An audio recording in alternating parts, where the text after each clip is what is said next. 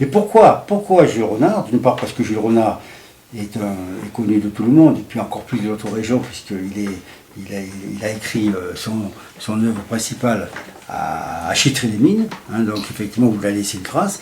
Et puis surtout parce que vous voulez rendre hommage à cet homme pour plusieurs raisons. D'une part parce que lui aussi, il était remplaçable et seul. Hein, c'est ce que disait Daniel Lalévy pour Émile Guillaume. Lui aussi était remplaçable et seul parce que c'est un humoriste, mais c'est un humoriste, et Dieu sait qu'il a des traits de génie hein, sur le plan de l'humour, mais avec un fond de pessimisme qu'on va peut-être retrouver chez Alphonse Allais, par exemple, mais qu'on ne trouve pas chez tous les humoristes. Hein. Donc ça c'est intéressant. Et surtout, moi, ce qui m'avait, alors à titre personnel, vraiment intéressé en relisant son journal et en relisant plusieurs de ses œuvres, les Cordifleurs en particulier, c'est le décalage qu'il y a entre l'homme qui était Jules Renard et l'homme qui veut paraître. Hein. C'est ça parce qu'effectivement, il y a chez Jules Renard une véritable tendresse pour son père, pour sa mère, qui décrit comme volubile, qui parle beaucoup, pour sa propre sœur. Et les documents qu'on trouve, les documents que l'on a, c'est qu'effectivement, cette tendresse, elle est réciproque. C'est-à-dire que le père soutient son fils, que la sœur aime son frère, et que la mère, bien qu'elle soit bavarde et parle beaucoup, parce qu'il y a une dissension entre les deux parents. Hein. C'est plus ça.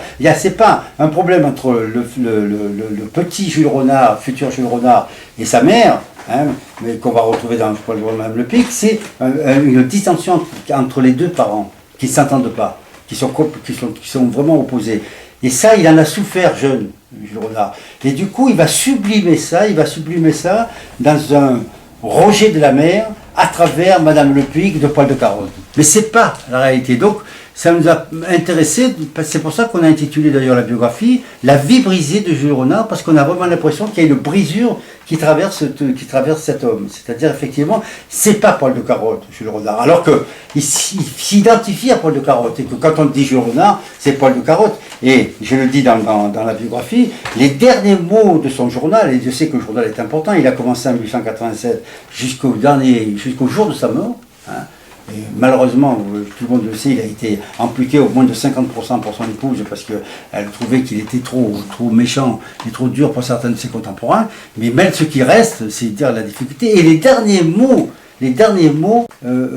référence à Poil de Carotte. C'est pour dire les derniers mots de son journal. Donc c'est pour dire que c'est vrai qu'il s'identifie, mais c'est vrai et à la fois faux. C'est-à-dire qu'il y a un personnage de Jules Renard qui n'a rien à voir avec Poil de Carotte, qui n'est pas cet enfant qui a souffert, qui n'est pas aimé de sa mère, parce que c'est pas vrai. Il y a une dissension entre les deux parents, je le répète, cette dissension entre les deux parents fait qu'effectivement, il en a certainement souffert, mais c'est pas lui qui est en cause. Hein, c'est deux parents qui ne s'entendent pas. Et c'est vrai que pour un enfant très jeune, deux parents qui ne s'entendent pas, c'est quand même dramatique. Alors voilà ce qui nous a intéressé de cette biographie, parce qu'il fallait aller au-delà de ce que l'on sait, parce qu'on dit Jules Renard, on dit Poil de Carotte. Et quand on dit Poil de Carotte, on voit l'enfant malheureux qui traverse la cour de nuit, qui a peur, etc.